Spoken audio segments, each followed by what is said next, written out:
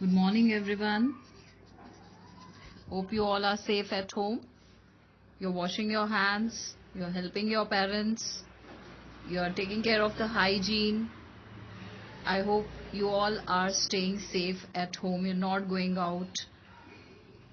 I wish everyone healthy life. Today, we are starting with chapter 5, the fundamental unit of life.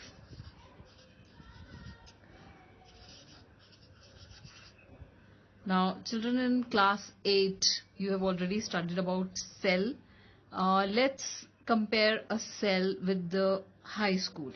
How can you compare a cell with the high school? We know that in a cell, there are various organelles which are performing various functions. You already know that in class 8. So let's compare it with the high school. Now, in our school only, you know, administrative assistant is there. Okay, what is the job of administrative assistant? It checks the entry and exit of the people who are entering the school, and so is the case with the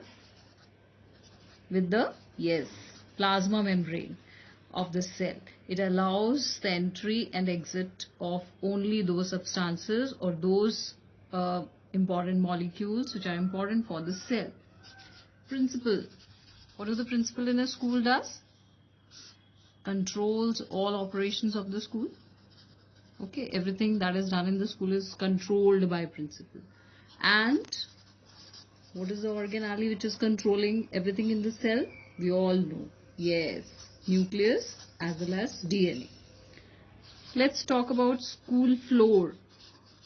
Yes, school floor, it holds everything. Desks, chair, tables, everything is lying on the school floor. So which is that organelle which is controlling or holding everything inside the cell? Yes, cytoplasm. Okay, these things you already know. Then kitchen. There's a kitchen in the school where the workers, they do and cook food. Okay, we all know that.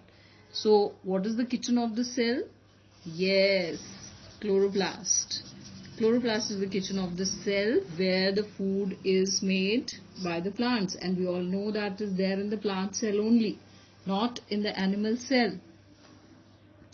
Then when you all have lunch during your recess time, lunch gives you energy. And which organelle is responsible for providing you energy? Yes, mitochondria. So various organelles are there which you already know.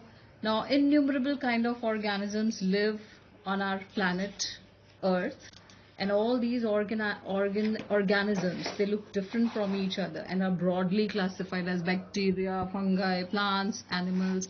However, all of them are made up of microscopic units called cells. Now, in some cases, single cell functions as entire organisms. We all know, and we call them as, yes, unicellular organisms. Bacteria, amoeba, paramecium, and in other group cells, we all know that they acquire different functions from various body parts, and such organisms are called as multicellular. Now, the question arises, why do all organisms have cells? Why all organisms have cells? Yes, the answer is that all living organisms perform various metabolic reactions in a delicately balanced environment to sustain life.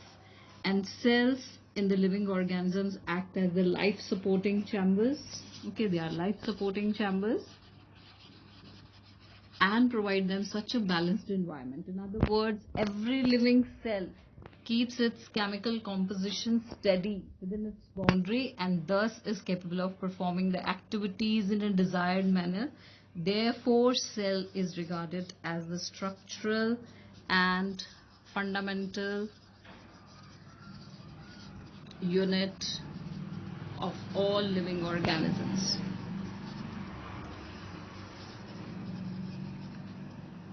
Now, how the cell came into, how do we all know that the cell is the basic unit of life?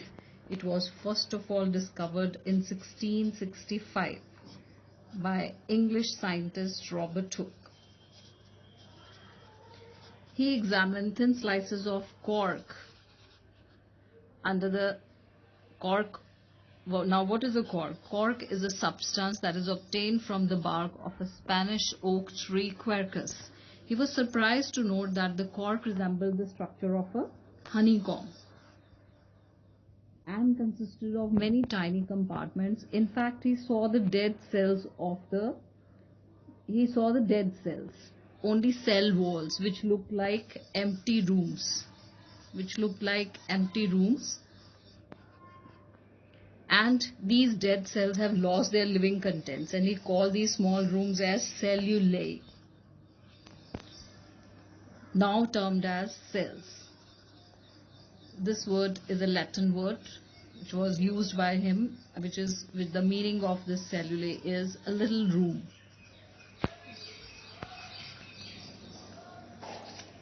So that is the brief discovery of the cell, how the cell was being discovered by Robert Hooke in 1665.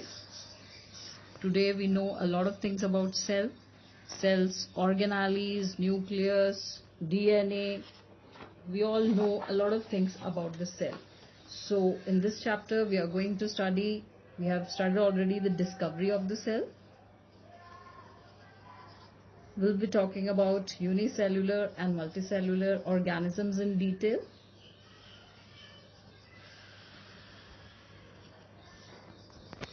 Prokaryotic and eukaryotic cells.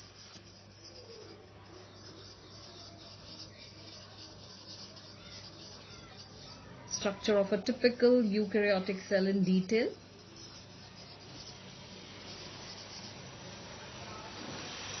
We're talking about various organelles in the cell and their functions.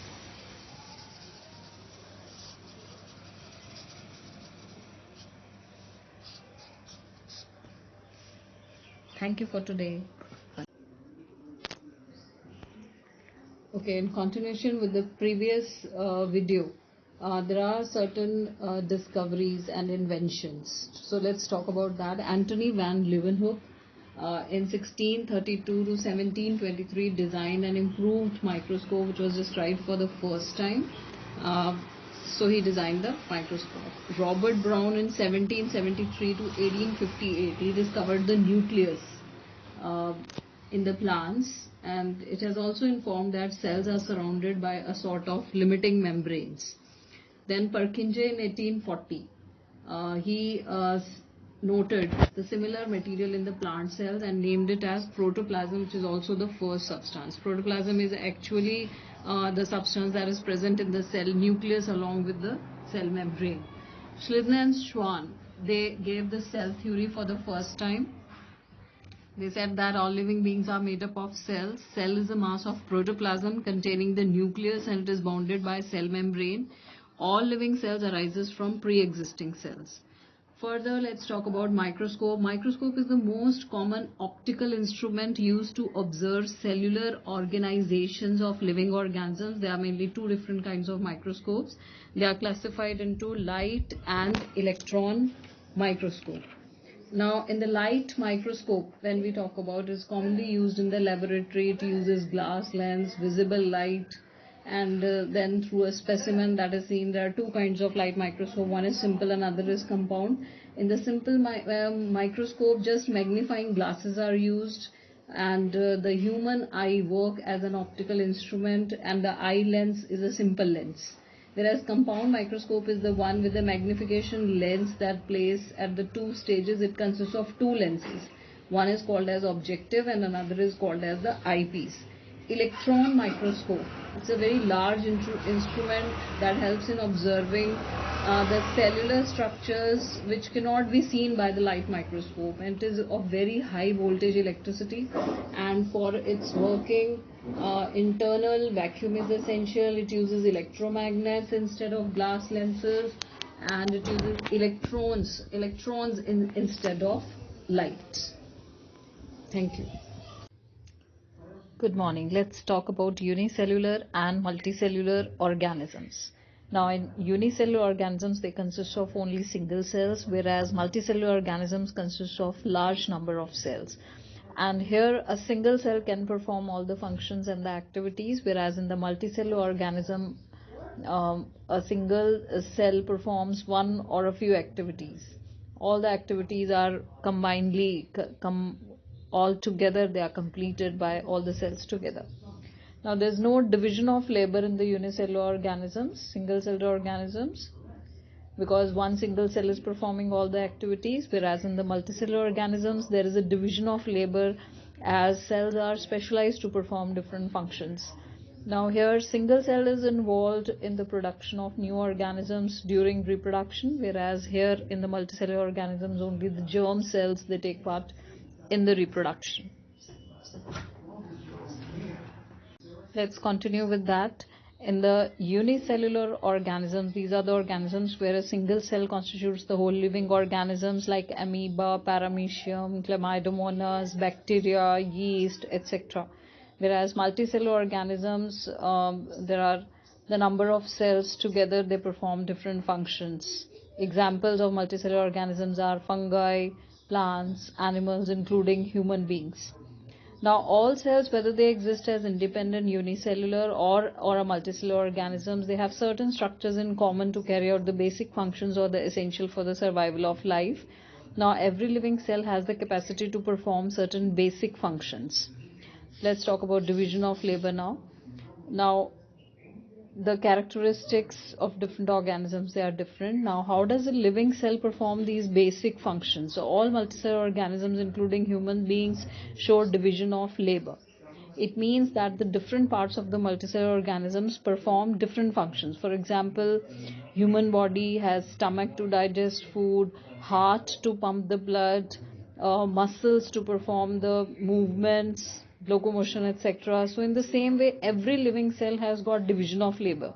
In fact, each cell possesses different components within it which are known as cell organelles.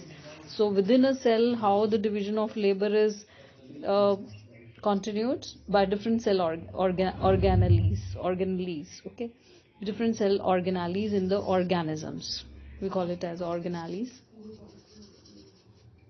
So different organelles perform different functions for the cell, and each kind of cell organelle performs a specific function. We know that already. Now making of the new material is in the cell, such as protein synthesis is done by ribosomes, and food synthesis is done by chloroplasts, and energy generation in the form of ATP is done by mitochondria, and cleaning up of the waste from the cells is done by lysosomes. And these organelles together, they constitute the basic building. Interestingly, all cells are organized to have some basic structure, and no matter what their functions are, so organisms wherever they are found in. Now shape, size and the number of cells. Cells, they vary in shape, size and number. Unicellular organisms, on the basis of their shape, amoeba, they may be regular or they may be irregular in shape, like amoeba. Now in multicellular organisms, the shape of the cells depends upon their position in the body and the type of functions they are performing. Cells, they vary in size also. They can be a few micrometers. This is a sign for the micrometers. So they can be a few micrometers, or also called as microns. And some human cells, they range in diameter from 8 to 25 micrometers. They are observed under the microscope, and the small objects which can only be seen with the help of the microscope, they are microscopic in size. So some cells are microscopic, which can be, some of them can be of different sizes. So there's a figure in the NCERT book, you can have a look at that. There are various cells from the human body. Now protozoans, among protozoans, a sporozoite or a malarial parasite called as Plasmodium. What is Plasmodium? It is a malarial parasite which is carried by female Anopheles mosquito. It is just 2 micrometers long, whereas a single cell like marine algae Acetabularia. It is 10 centimeters long.